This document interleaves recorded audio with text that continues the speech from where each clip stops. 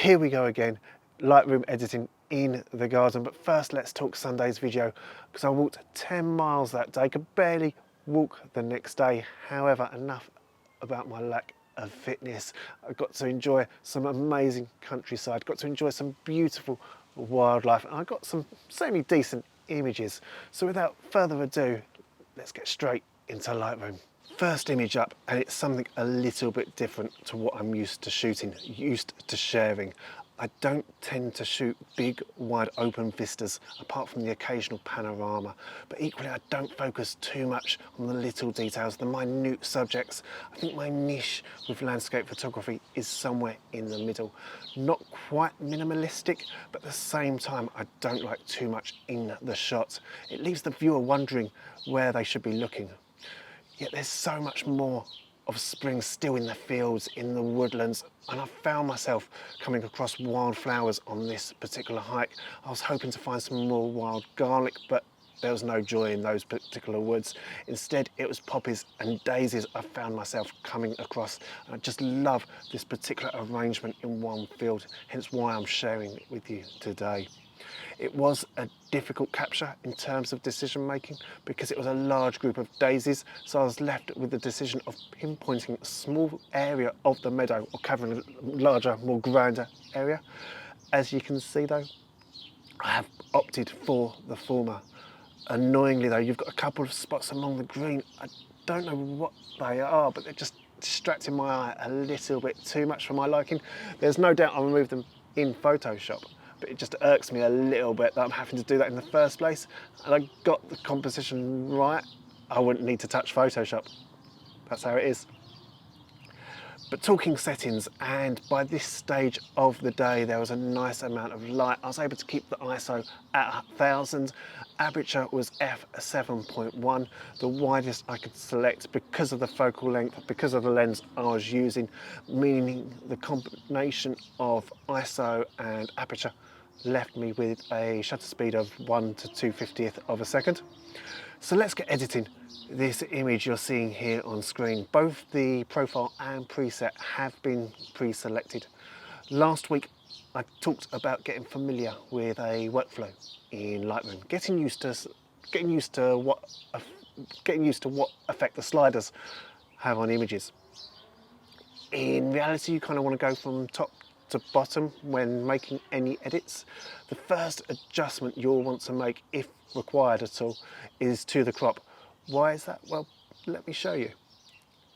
If you look at the histogram here, you'll see it's pretty level. The exposure is evenly spread, apart from this spike over on the left, which is factoring in the shadows in the image. Change the crop so it's solely on one of these dark patches, and all that data in the histogram, as you notice, moves to the left. If we move the exaggerated crop over one of the daisies, and all of a sudden we've got this little hill of a spike on the right of the histogram showing the highlights. What you really don't want to do is make all your adjustments prior to cropping, and then only then adjust the crop, because you may well end up with exposure set out to something that isn't to your liking. The scenario doesn't apply here, but if you're dealing with a scene that has an unlevel horizon, it's best to crop and level out that horizon first, because for me it's a nice settled starting point. So with this crop, you want to go nice and tight in on the daisies. I want to get rid of all this dead space. Now we want to go through and, like before, just see what works, see what we like and dislike. Playing with the exposure, playing with contrast, highlights and shadows. You'll notice I tend not to bother with the whites or the blacks. Next, the clarity and texture. I don't want to lose any of that detail in the petals. And then finally, I want to pull back the saturation just a little, bring some lovely colour back into these yellows.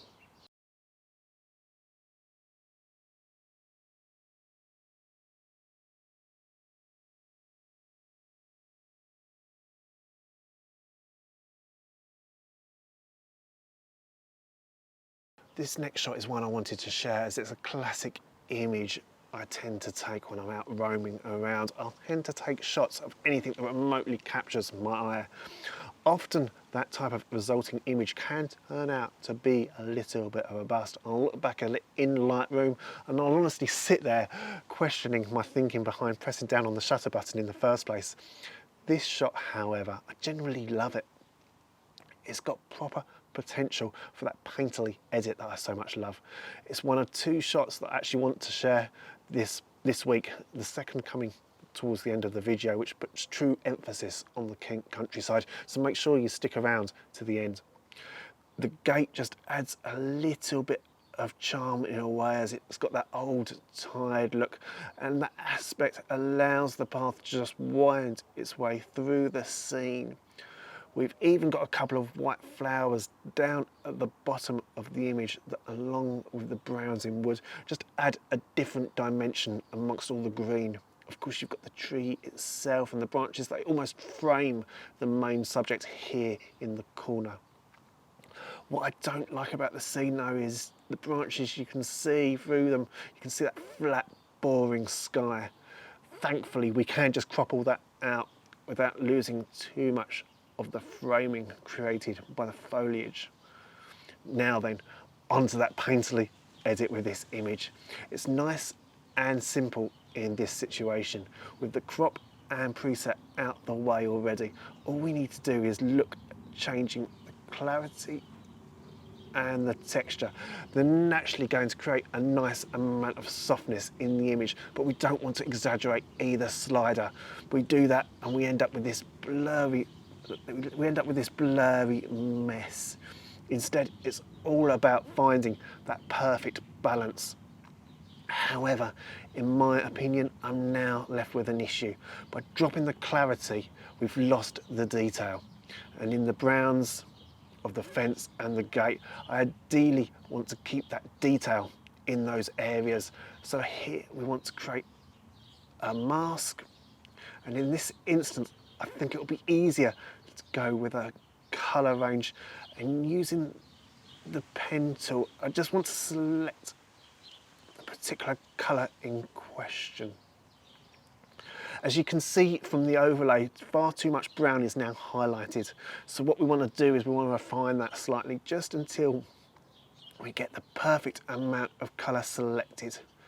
Now I'm more happy with that. So I want to scroll back down to the texture and clarity within the mask. We don't want to go and start playing around with the texture and clarity for the main image as a whole.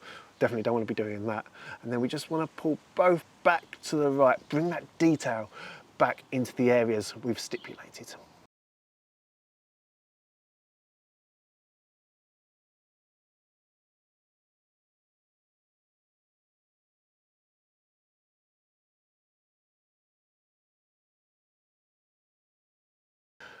Before we crack on with the last image, I have to mention the deer. Let's set the scene. You're out with the camera, you're walking down a chalky path. You really need to have your eyes everywhere, not just walking down the path to ensure you don't slip over, but also checking to the left, to the right, being aware of what's behind you, because you barely need to move your feet for a shot to change real dramatically. I wasn't too bothered about shooting in the farmland where I started. I've been there so many times in the past. I didn't need to. But by chance I was surveying the scene and the deer in the distance just popped its head up.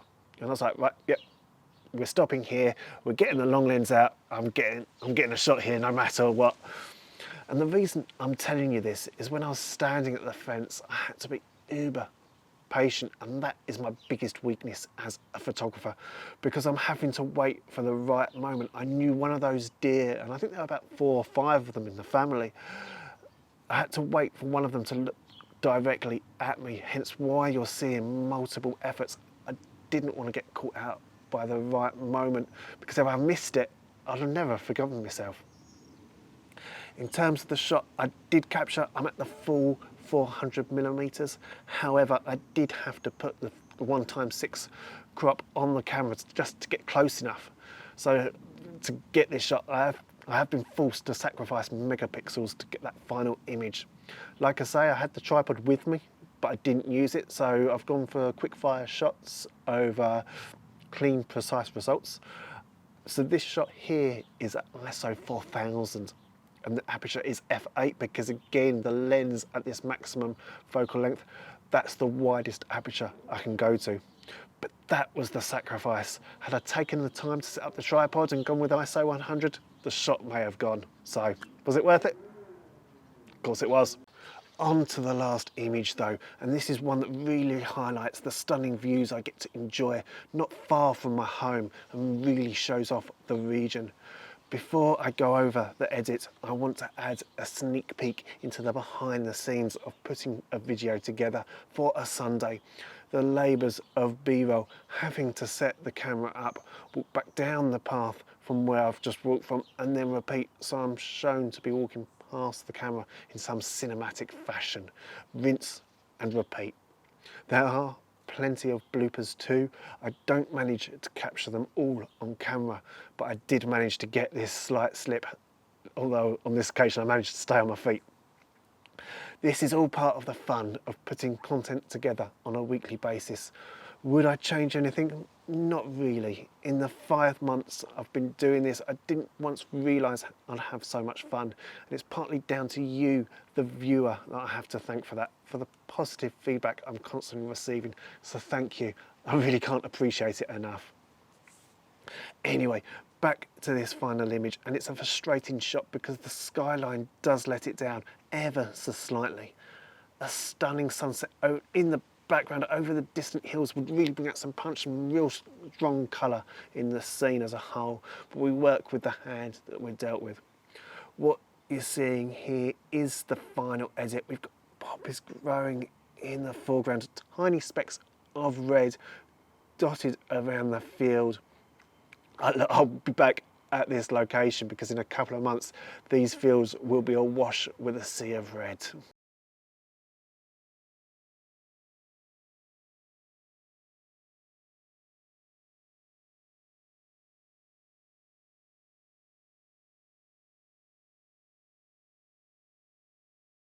That's it for today's video. I hope you enjoyed it and learnt a bit more about photography and Lightroom. If you did, please give the video a thumbs up and subscribe for more tips and tricks in the future. Don't forget to check out my social media links down in the description below. But for now, thanks for watching. I'll see you again soon. Bye for now.